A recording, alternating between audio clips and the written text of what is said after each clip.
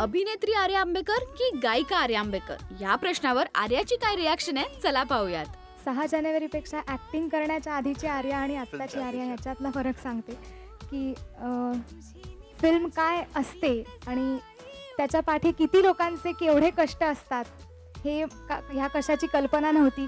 ती ॲक्टिंगच्या या निमित्ताने मला ते कळलं की किती जणांची मेहनत याच्या पाठी असते.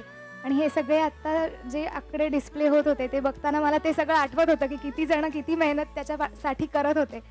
आणि ही फिल्म इतकी छान रिसीव्ह होती याचा त्यामुळे मला खूप खूप आनंद होतो आहे.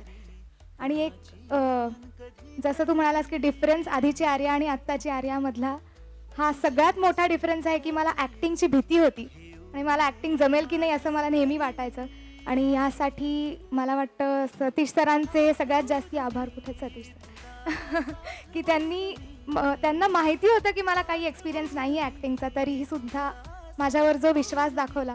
इवन निखिल सर आणि झी स्टुडिओज आणि या सगळ्यांचे त्याच्यासाठी खूप खूप आभार की माझी ॲक्टिंगची भीती गेली आणि कॉन्फिडन्स वाढला. अभिनयाशी आधी ओळख नव्हती, ॲक्टिंगशी अभिनयाशी म्हणून मी आधी क्लिअर केलं.